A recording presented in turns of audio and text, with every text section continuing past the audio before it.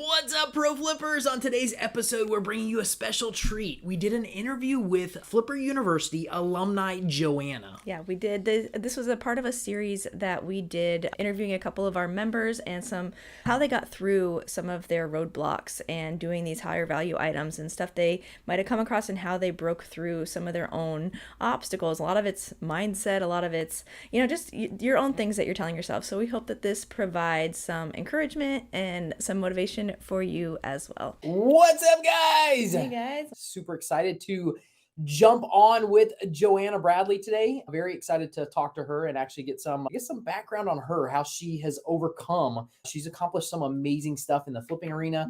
So we're very, very excited, very honored to have her jump on here with us and kind of give us an overview of kind of her journey and how she made it to where she's at right now. So Joanna! Welcome, Joanna. Hello. Joanna, give us a little bit of your background. Let us know how you got started flipping. Yeah, I guess just start with that first. I think I've talked about I started flipping just a little bit on and off when I had my baby, who's not a baby anymore, and just to get kid stuff. So it wasn't really to make money. It was, baby stuff's expensive. So I found $1,000 crib. I bought it for $100. When she was done with the crib, I sold it for $300, and stuff like that. And then little by little, I was really unhappy in a job and looking for just anything else, somewhere to put my focus, and came across you guys and watched you selling these amazing things. And initially my mindset was, well, if he can do that, I can probably do some of that. I don't need everything that he has, but if it's possible, then heck, why not? And so I started with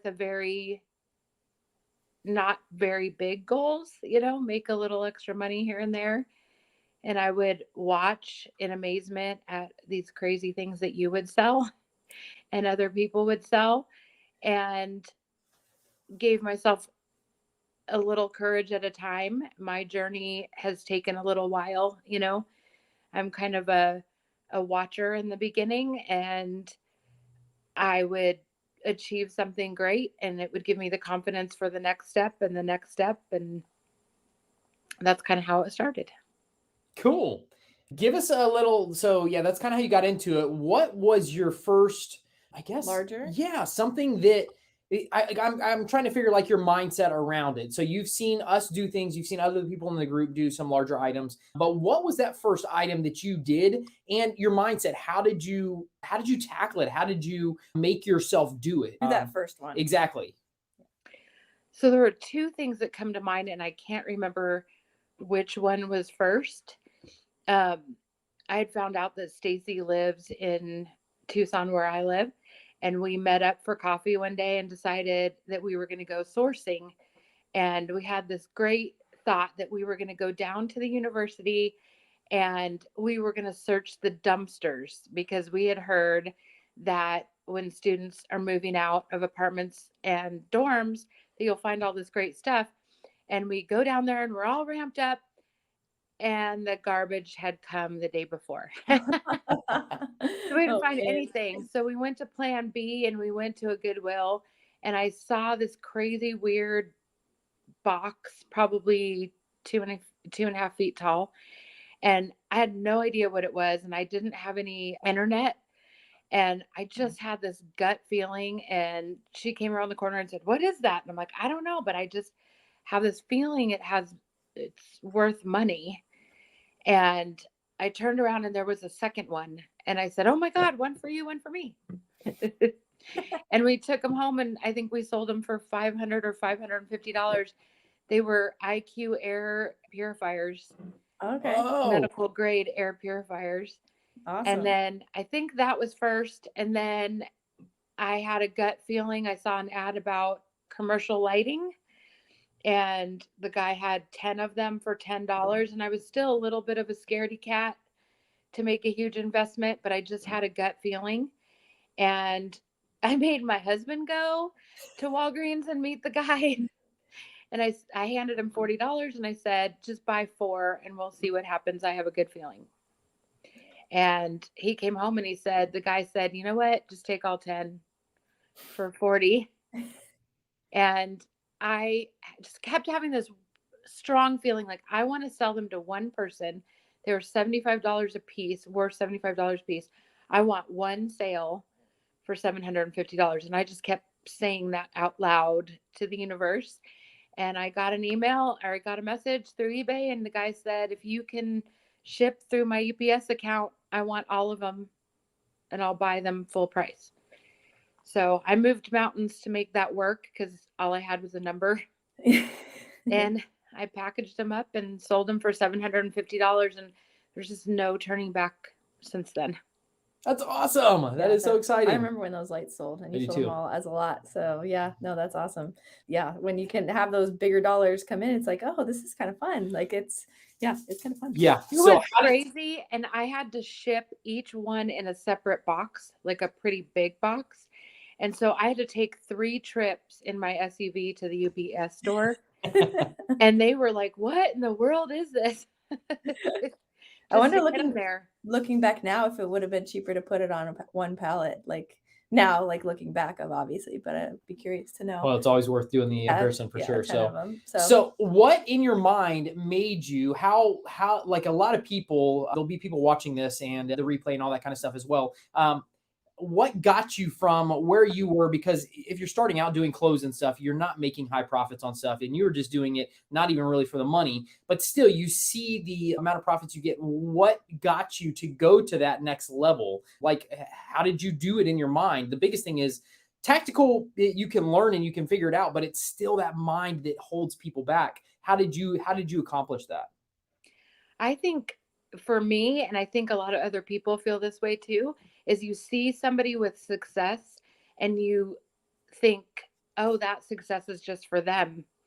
I can probably have some, but I don't think that's for me. And I started seeing more people in the flipping group sell bigger things. And I had been happy with $20 or $40 or $50.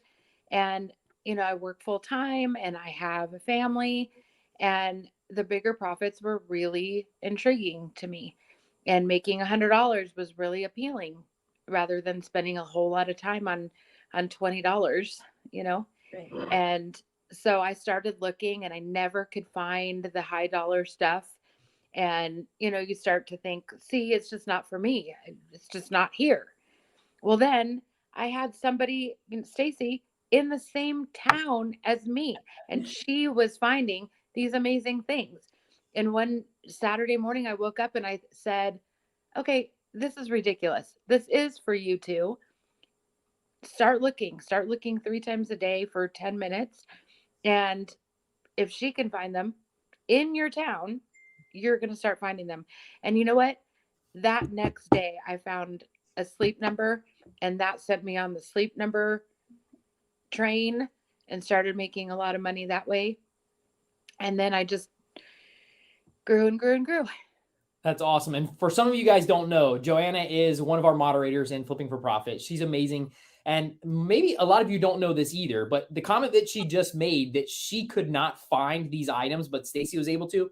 Joanna is in our sourcing membership, and she is the biggest part of our sourcing membership. So not only has she overcome this limiting belief that she had, she's doing this for lots of other people as well. And she finds thousands and thousands and thousands of dollars of items for other people every single month. She's doing this every single month. She helps us out with the sourcing membership. It's amazing. So that alone is just amazing, because you can see your progression, your growth of, hey, this must not be for me. It's for everybody else. And then when you changed your mindset of, hey, it is for me, I'm going to figure out what to do it. And now you have blown it out of the water, which you're just amazing. You're amazing at finding really, really good deals for a lot of people. So that's really, really cool. And a side note with the Sleep Number, everybody who's watching this too, if you have Sleep Numbers in your area, they're a good one to do. Even they can sell. We bought a lot of 60 of them at one time back in the day, and we sold them from a hotel, and we sold them as like the whole bed with everything. But if you part them out, you can even make more money. So, which we discovered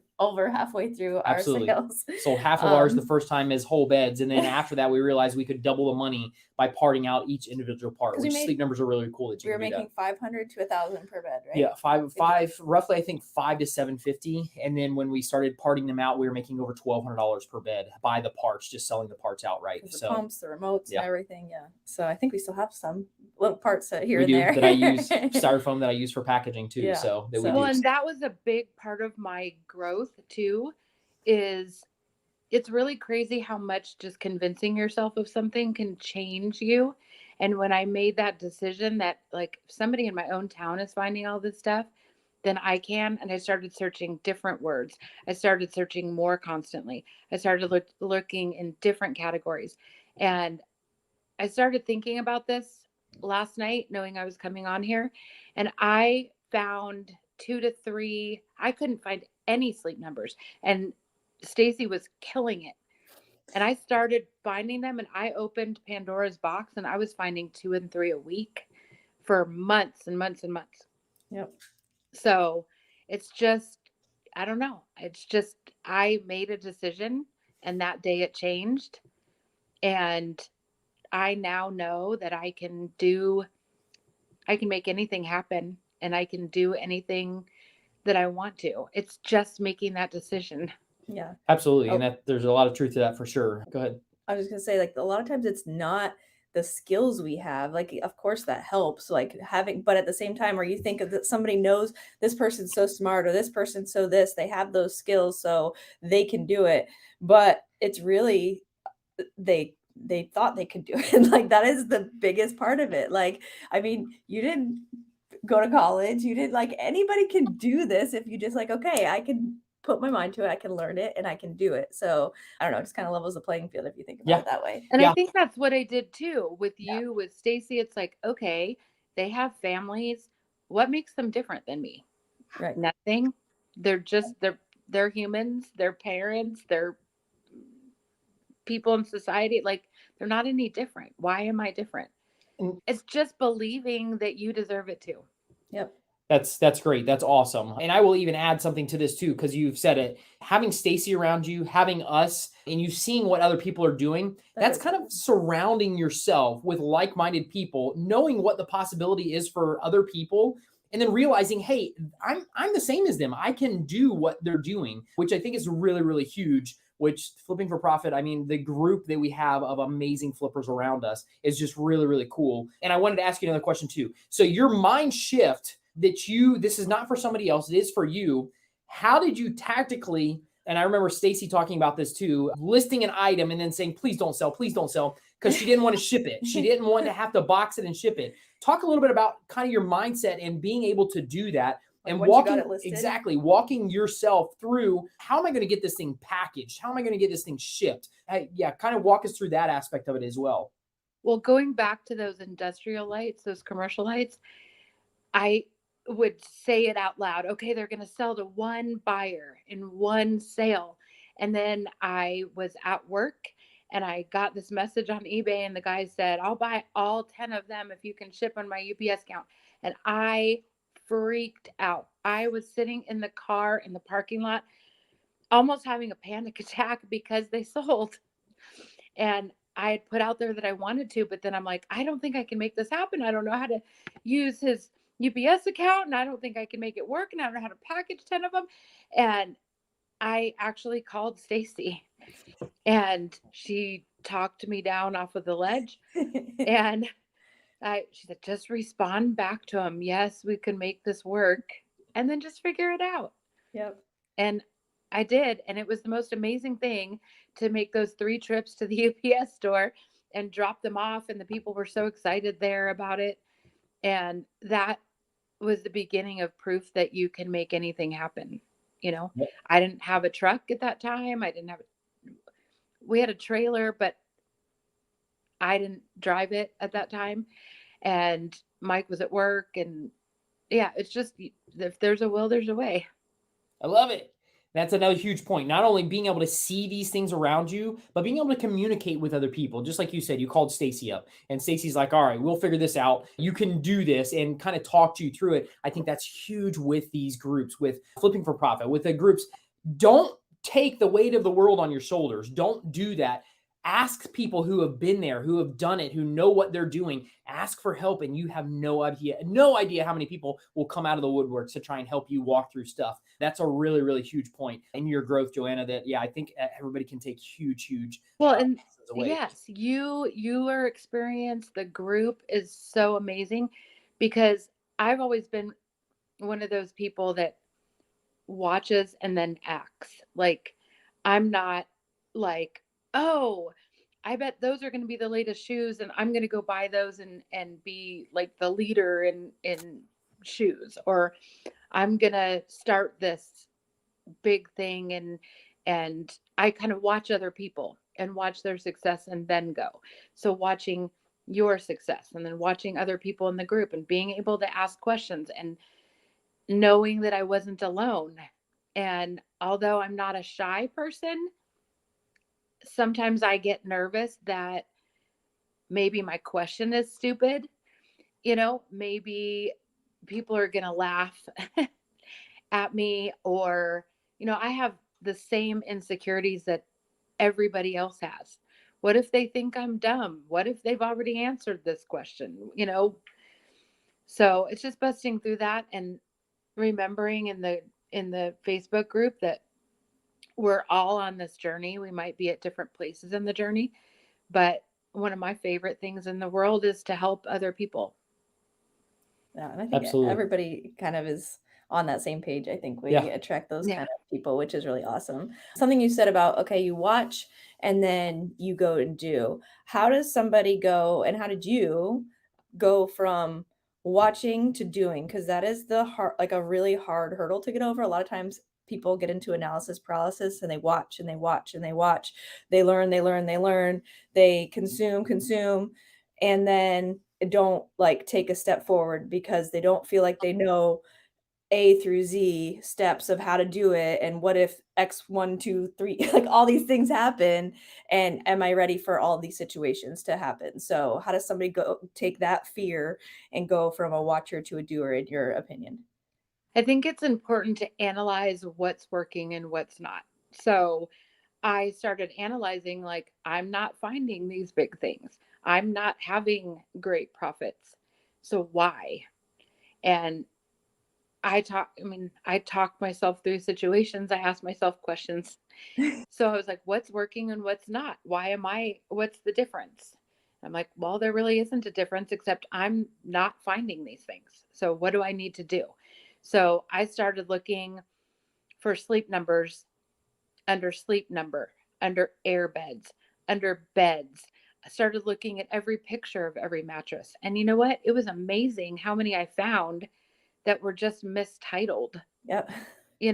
How there were pictures of a plastic bed frame instead of the actual mattress, or a bedspread, that you would be like, oh my God, that's a sleep number. My Ecorns Danish chair, I had an eye from watching other people get these Danish chairs that were extremely expensive, to the point where I saw a listing and a guy said, I just have this recliner with an ottoman.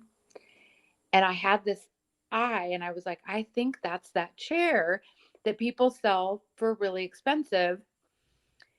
I didn't want to ask him because, Right. What's the brand on that? right. Oh, that's a $2,000 chair, So I just took the chances and met him at a storage unit with my husband.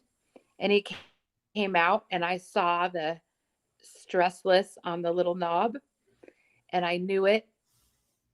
I knew I could probably make my money back even if it wasn't, because it was in really good shape.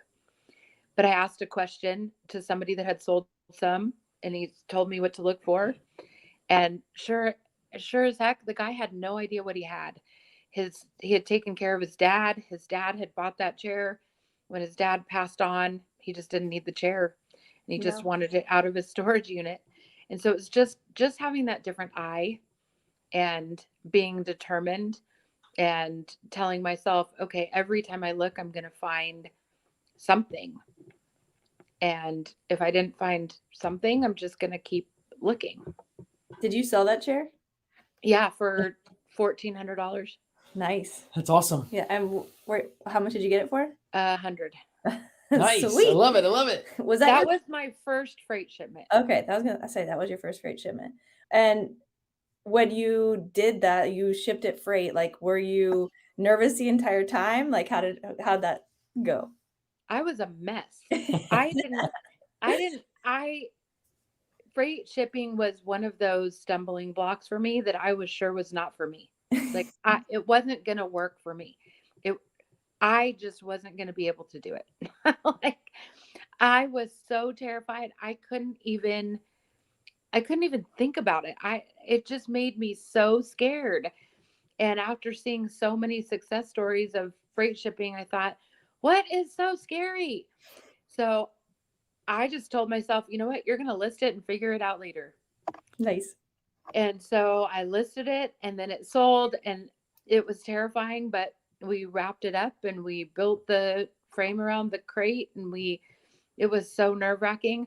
But literally that we were in the parking lot of YRC and they came and picked it up with a forklift. And as they drove away with it, my husband and I, like, we reached out for each other's hands and we were like, why was that so scary? Like, why were we so ridiculous about that? Yeah, Let's go get another one. And we went home and found another one. Yeah, I know that we've heard that a couple of times now. It's like after the first one, you're like, okay, that I didn't die. That wasn't so bad. And I just made a lot of money. Like that was pretty cool. Absolutely.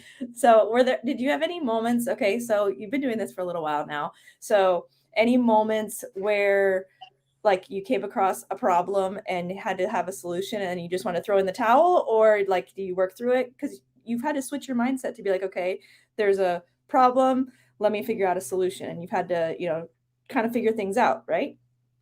Yes. And so I think the most instrumental thing was, Rob, you've always said, like, don't panic if somebody has a return. You don't have to answer the first second and send their money back. It doesn't mean that you did anything wrong. Ask questions, problem solve.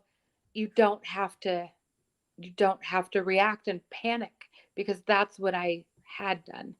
And then since then, Stacy introduced the word figure outable. And I bought the book. It's over there on the shelf. Yeah. And I've read the book and I use figure outable all the time. I have teenagers at home. I tell them all the time, it's figure outable. We got this. I actually had a pretty significant issue arise on my first freight shipment, and I did not panic. And we figured it out, and it ended up being an amazing situation. Yeah. For sure. Yeah. So, and you worked through it. So absolutely. And just to give a little, so like something was delivered, right? Like it was like the guy didn't pick it up or something, and you just had to work through like communication. He was at the terminal. The guy never picked it up from the terminal. Is that what it was? Yeah, he was 92. He was 92. Yeah, that's right. I remember. And he didn't know to check his messages. And I was trying to call anybody with his last name in Ohio. And I was convinced he died. And I was in communication with the freight yard, and they wanted to start charging me storage. Right. And I just was beside myself about it at first. And then one day the freight yard called me and said, the guy that owns the chairs on the phone, they had just sent it back to me. The guy that owns the chairs on the phone, and he wants to talk to you. And I said, oh God, okay, give him my phone number. And he was the sweetest little thing. And he said, I just bought it for my girlfriend as a late Christmas present, and I just want it back. Aww. Oh no, I just sent it back to myself. But he got it. But we worked a deal on the shipping, and yep, he got it, and they wrote me a beautiful thank you card. And aw, that's sweet. Yeah, that's awesome. With a picture of her in the chair.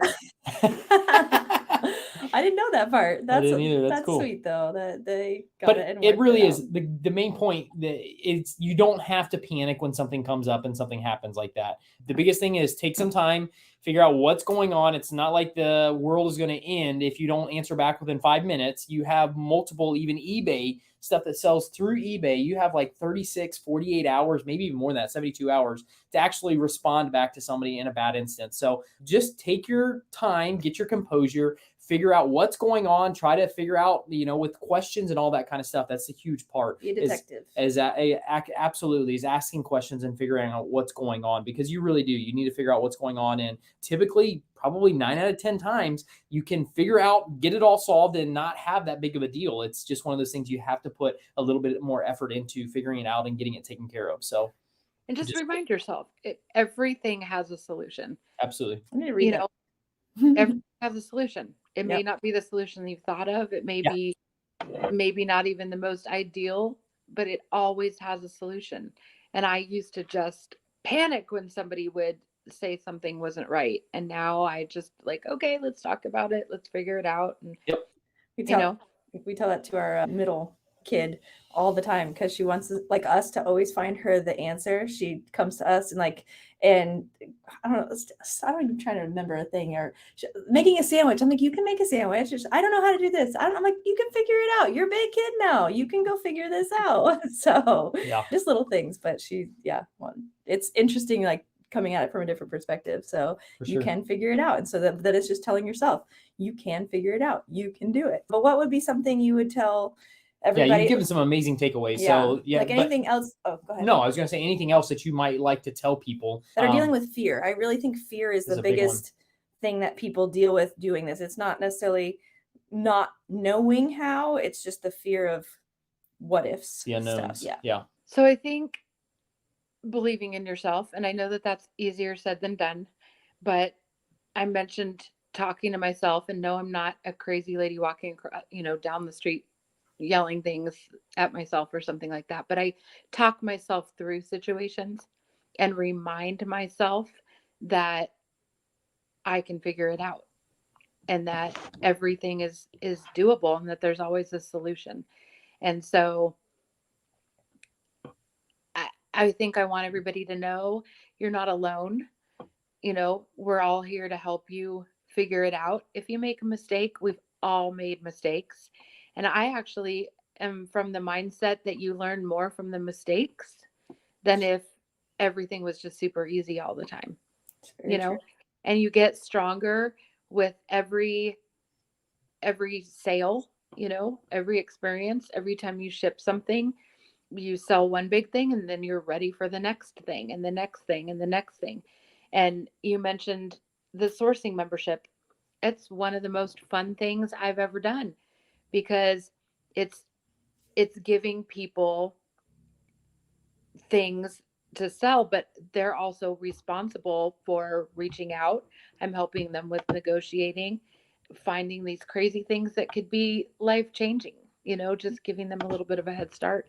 So that is it's so much fun to help. But just know you're not alone, that this is a journey, and you put one step, one foot in front of you, keep going, don't stop, and you can do it. Absolutely. What is one of your biggest flips? I wanted to ask you that you can think of that you've done. I know you've had a couple of big ones. $2,400 Miele German oven. Oh, I think I do remember that one. Awesome. I have some big things that my goal is bigger than that this year. I do have a little bit of an obstacle myself with a broken shoulder. Oh, yeah. So I haven't wanted to torture my husband with the really big items by himself. So I'm on my way to healing, and that's my goal, is more than $2,400. For sure. What'd you sell the bathtub for? Didn't you have that big old, or the whirlpool? What was it? $1,500. I listed it for $2,000. I had an inquiry, and then they ended up, it didn't work or fit. But then I had a friend who I was telling about the situation, and her father-in-law needed it. And so I made a deal with them. Discount. Locally. Yeah. So it was going to save me fees. It was going to help them, Which is cool too, because that was free, wasn't it? That was free. And 2 minutes before I got on this call, I just got a message that I am getting another free walk-in bathtub. Awesome. Nice. So there's a couple grand right So there. that'll be a couple grand, yeah, Yeah. I love it. I love it. For free, you said, or no? for free. For free? That's awesome. Wow. Yeah. There's some people give stuff, they just don't want to deal with it. They and do. it's like free money. They do. Yes. Let me Well, have it. so Yep. there's a Facebook group. I don't know if this happens in other towns, but it's called Buy Nothing. Okay. Oh. And in our town, there are different parts of town. So it will be like Buy Nothing North Side or Buy Nothing East Side, or, and it's people, you can offer something for free or you can ask for something. So it's really like, I got a Nordic track from it. I got a CRT TV Oh, cool. from it. I've had somebody borrow a radio with a CD player so they could play a certain song at a funeral, and then she brought it back. It's really neat. Or That's if you're cool. like, hey, I'm looking for this for an art project I'm doing. Does anybody have it? Or it's been really a cool site, and I didn't think I was going to get this one. So it That's was 3 awesome. days ago, and I think it was a drawing. If they have too many people respond, they do a drawing, and I just put it out of my mind because I thought it was a done deal. Yeah. And I just literally opened the message 3 minutes before I came on. Sweet. That is awesome. I love it. Cool. Yeah. Well, we want to be respectful of Joanna's time. Thank you so much for doing this with us, Joanna. I love what Rob said. It's helpful. If that person can do it, then it can be Absolutely. done. So why not me? So Such a great thing for sure. So yeah. cool. Well, we will wrap it up. And if there's no more questions, Joanna, like I said, thank you so much for jumping on and doing this. And if you're watching the replay, if you have questions too, we're in the group. So we had this group for a little while, and comment. Everybody in here questions. also should have access to Flipping Yeah. for Profit as well. Yeah. So Joanna is one of the moderators in there. She's always answering questions. If you think of something after this, and if you're watching the replay, jump in there, ask any questions that you guys have. Happy to answer anything we can for you. And Joanna's the same way. Very, very helpful. And we greatly appreciate you, Joanna. And you guys can do it too.